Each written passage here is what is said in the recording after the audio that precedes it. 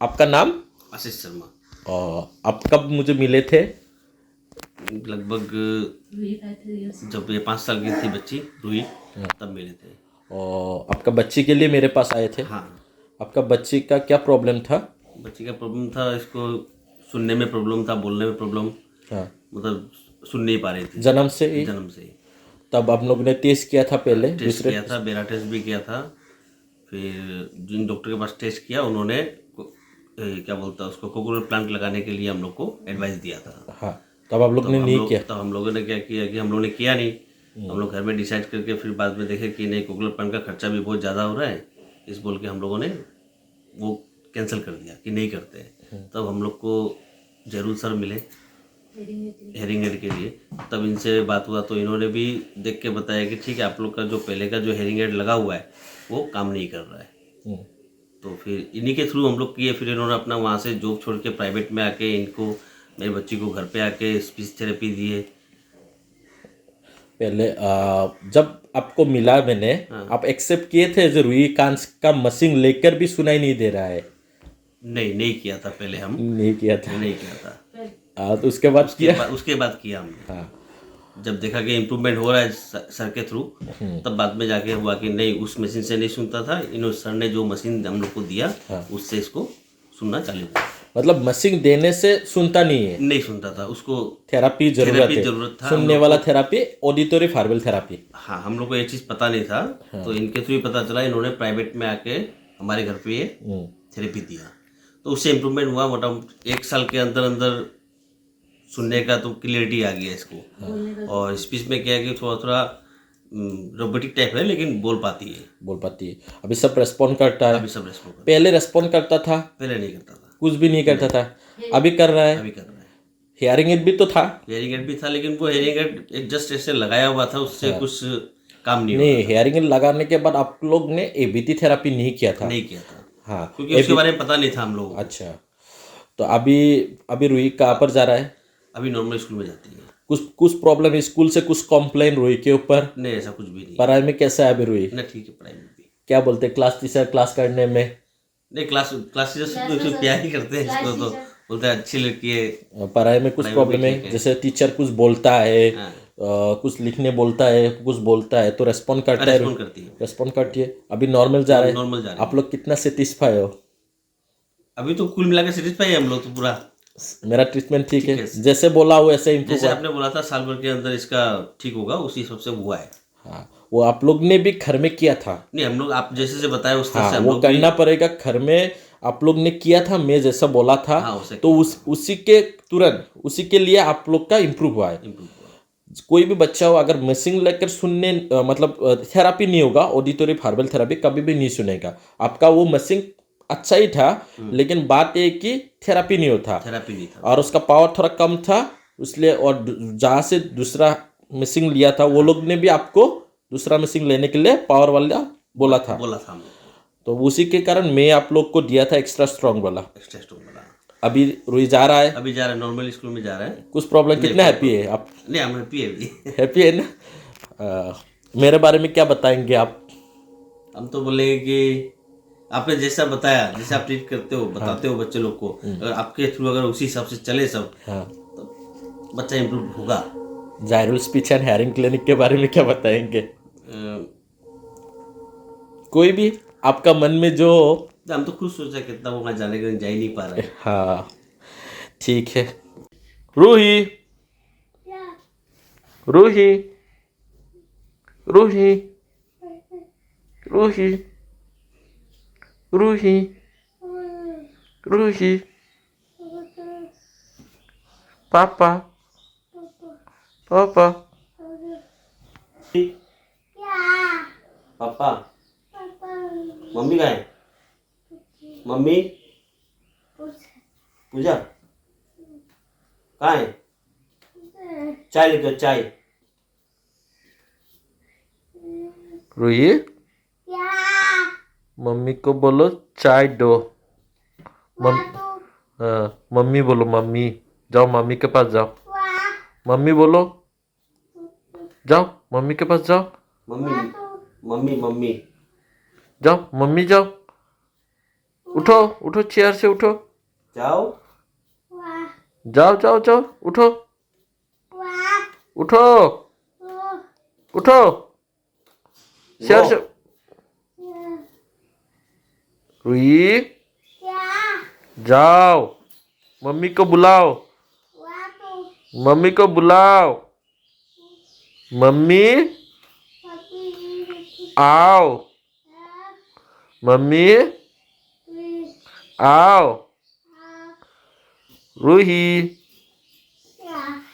What is your name?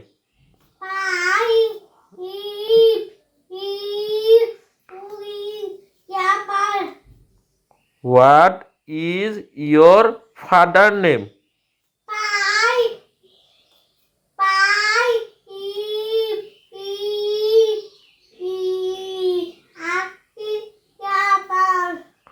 What is your mother name?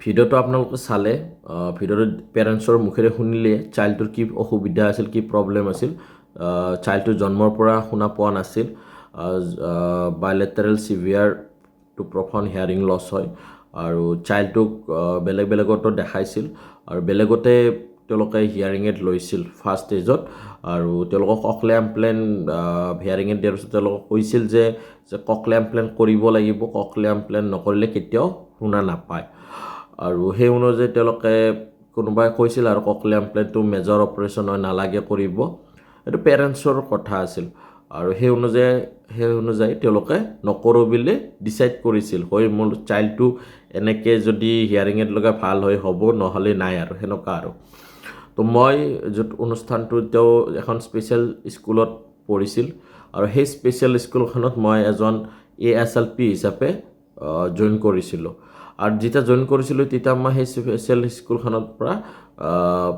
মানে part time মই কাম কৰিছিলোঁ ভিজিট দিছিলোঁ সেই স্কুলখনত আৰু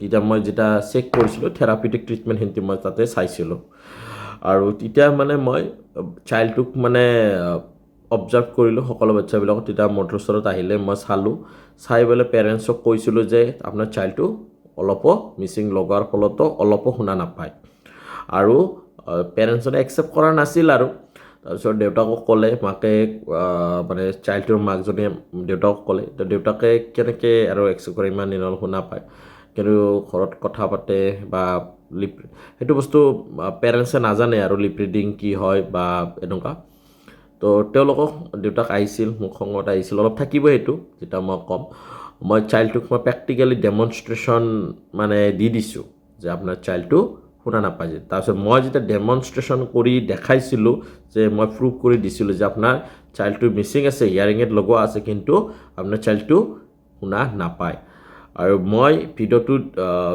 তাতে বা যেতিয়া পেচেণ্টটোক দিছিলোঁ তেতিয়া তেওঁ একচেপ্ট কৰিছিল তাৰপিছত ক'লে ছাৰ আমাকতো এইবিলাকৰ কথা কোনো কোৱা নাই আমি ডক্টৰক দেখাইছোঁ নাম কৈছোঁ মই নামকেইটা মেনশ্যন নকৰোঁ আমাক হিয়াৰিং এডো দিছে আৰু আমাক খালি কৈছে যে ককলিয়া ইমপ্লেণ্ট কৰিব লাগিব ককলিয়া ইমপ্লেণ্ট নকৰিলে শুনা নাপায় চ' হিয়াৰিং এড লগা AVT থেৰাপি দিব লাগিব আৰু ককলিয়া ইমপ্লেণ্ট কৰিও AVT দিব লাগিব AVT যদি ছাকচেছ হয় তেতিয়াহে SLT স্পীচ লেংগুৱেজ থেৰাপি মই তেওঁক বুজাই ক'লোঁ আৰু মই তেওঁলোকক ক'লোঁ যে এতিয়াতো টাইম গুচি গ'ল 5+ হৈ গৈছে তাইৰ মিচিংটো লগাইছোঁ সৰুতে কম বয়সতে লগাইছে 4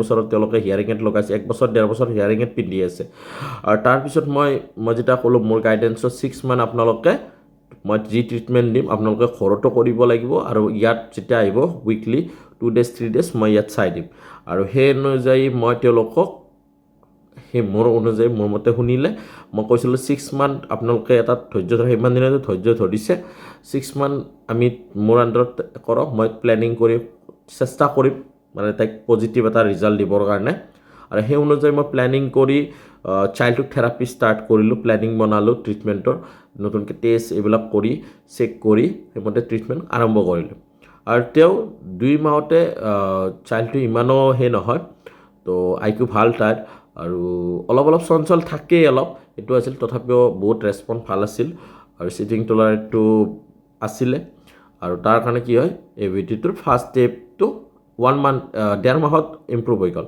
আৰু সেই অনুযায়ী তাৰপিছত মানে মই কৈছোঁ যে নাই ইম্প্ৰুভ হৈ যাব সেই অনুযায়ী মই মাজত কিবা এটা মই সেই অনুষ্ঠানটোৰ পৰা ৰিজাইন দিলোঁ চাকৰি আৰু ৰিজাইন দিলোঁ মই তেওঁলোকক কি ক'লোঁ যে মই আপোনালোকক ঘৰত যাই প্ৰাইভেটলি এনেকৈ মই যেতিয়ালৈকে গুৱাহাটীত আছোঁ মই তাইক এইখিনি বস্তু ইম্প্ৰুভ কৰি মই গুৱাহাটী বিদায় দিম আৰু সেই অনুযায়ী মই তেওঁলোকক ঘৰত যাই উইকলি 3 ডেজ কৰি ঘৰত যাই মই তাইক ট্ৰিটমেণ্টটো দিয়া ষ্টাৰ্ট কৰিলোঁ আৰু সেই অনুযায়ী 6 মান্থ 7 মান্থৰ ভিতৰত তাই কমপ্লিটলি এবিটি ছাকচেছ হৈ গ'ল আৰু বৰ্তমান তাই এতিয়া সম্পূৰ্ণ শুনা পায় কিন্তু হিয়াৰিং এড লগায় এই হিয়াৰিং এড লগালেও শুনা নাপায় বা ককলিয়াৰ ইমপ্লেণ্ট কৰিলেও শুনা নাপায় যদি এবিটি ছাকচেছ নহয় মই যেনেকৈ কৈছিলোঁ বা মোৰ কথাখিনি তেওঁলোকে ৰাখিছিল আৰু কষ্ট কৰিছিল পেৰেণ্টছজনে একচেপ্ট কৰিব লাগিব চব পেৰেণ্টছেও কষ্ট কৰিব লাগিব থেৰাপিষ্ট বা ডক্টৰজনেও কষ্ট কৰিব লাগিব তেতিয়া আমি এইটো হ'ল থেৰাপিউটিক ট্ৰিটমেণ্ট মোৰ ওপৰত বিশ্বাস ৰাখিছিল আৰু মই সেই বিশ্বাসটো দিব চেষ্টা কৰিছিলোঁ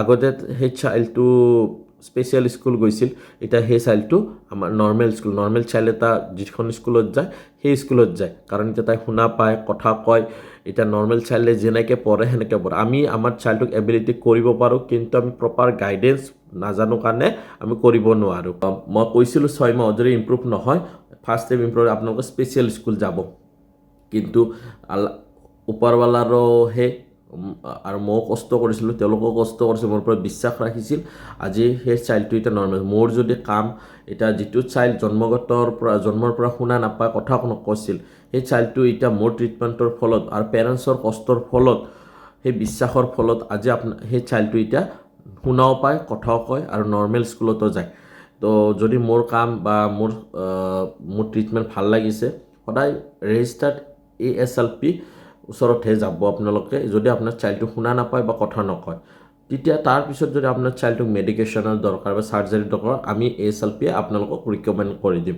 তো মই ASLP ডক্টৰ জাহিৰুল ইছলাম শ্ৰৱণ আৰু বাক্ৰ বিশেষজ্ঞক স্পীচ লেংগুৱেজ হেয়াৰিং স্পেচিয়েলিষ্ট মই হেড হয় Zahirul speech and hearing clinic Nalbari দুখ মোচন এটি উৎসাহ ট্ৰাষ্টৰ তো যদি মোৰ কামখিনি বা ভিডিঅ'টো এটা চাইল্ডটোৰ মই এটা ভিডিঅ' দিম চাই ল'ব আৰু যদি মোৰ কাম ভাল পাইছে তেতিয়াহ'লে মোৰ ভিডিঅ'টো লাইক শ্বেয়াৰ ফ'ল' কৰিব ছাপোৰ্ট কৰিব আৰু কমেণ্টৰ সহায়েৰে আশীৰ্বাদ কৰিব ধন্যবাদ